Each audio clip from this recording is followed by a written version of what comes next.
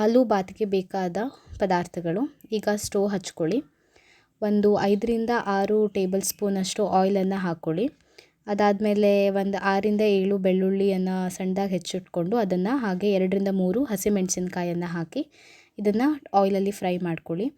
ಹಾಗೆ 2 ದೊಡ್ಡ ಗಾತ್ರದ ಈರುಳ್ಳಿ ತೊಗೊಂಡಿದ್ದೀನಿ, ಅದನ್ನು ಸಣ್ಣದಾಗಿ ಹೆಚ್ಚಿಟ್ಕೊಂಡು ಅದನ್ನು ಹಾಕ್ಕೊಳ್ಳಿ, ಎಣ್ಣೆಯಲ್ಲಿ ಫ್ರೈ ಮಾಡ್ಕೊಳ್ಳಿ. ಇದು ಗೋಲ್ಡನ್ ಬ್ರೌನ್ ಆಗೋವರೆಗೂ ನೀವು ಸ್ವಲ್ಪ ಫ್ರೈ ಮಾಡ್ಕೋಬೇಕು.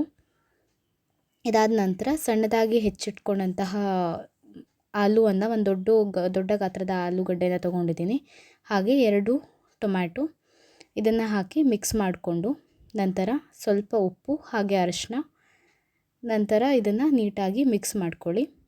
ಇದಾದಮೇಲೆ 1 ಟೀ ಸ್ಪೂನಷ್ಟು ನಾನು ಚಿಲ್ಲಿ ಪೌಡರನ್ನು ಯೂಸ್ ಮಾಡಿದ್ದೀನಿ.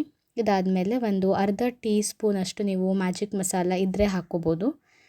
ನಂತರ ನಂತರ ಎಗ್ ಫ್ರೈಡ್ ರೈಸ್ ಮಸಾಲ ಇತ್ತು, ಅದನ್ನು ನಾನು ಹಾಕ್ಕೊಂಡಿದ್ದೀನಿ 1 ಟೀ ಸ್ಪೂನಷ್ಟು.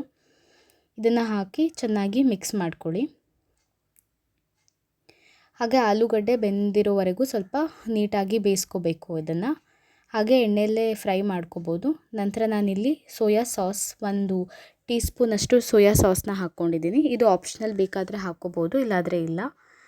ನಂತರ ನಾನು ಇದಕ್ಕೆ ಟೊಮ್ಯಾಟೊ ಕೆಚಪ್ ಇತ್ತು, ಅದು 2 ಟೇಬಲ್ ಸ್ಪೂನಷ್ಟು ಟೊಮ್ಯಾಟೊ ಕೆಚಪ್ಪನ್ನು ಹಾಕಿ ನೀಟಾಗಿ ಮಿಕ್ಸ್ ಮಾಡ್ಕೊಳ್ಳಿ ಇದನ್ನು.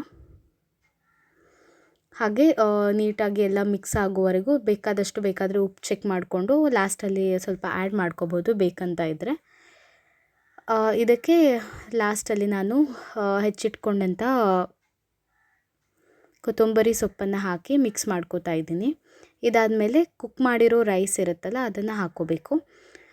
ನಿಮ್ಮ ಮಿಕ್ಸ್ಚರ್ ಎಷ್ಟಾಗಿದೆಯೋ ನೋಡಿ ಅದಕ್ಕೆ ತಕ್ಕಂತೆ ರೈಸ್ನ ಹಾಕ್ಕೊಳ್ಳಿ. ಇಲ್ಲಿ ನಾನು ಒಂದು 3 ಸೌಟಷ್ಟು ರೈಸ್ನ ಯೂಸ್ ಮಾಡಿದ್ದೀನಿ ಅಷ್ಟು ಮಿಕ್ಸ್ಚರ್ಗೆ. ಇದನ್ನು ನೀಟಾಗಿ ಮಿಕ್ಸ್ ಮಾಡ್ಕೊಳ್ಳಿ. ಇದಾದ ನಂತರ ಕೊನೆಯಲ್ಲಿ ಸ್ವಲ್ಪ ಬೇಕಾದರೆ ಕೊತ್ತಂಬರಿ ಸೊಪ್ಪು ಹಾಕಿ ಗಾರ್ನಿಷ್ ಮಾಡ್ಕೋಬೋದು. ಇದನ್ನು ನೀಟ್ ಮಿಕ್ಸ್ ಮಾಡ್ಕೊಂಡಾದಮೇಲೆ ಆಲೂ ಬಾತ್ ರೆಡಿ ಆಗುತ್ತೆ.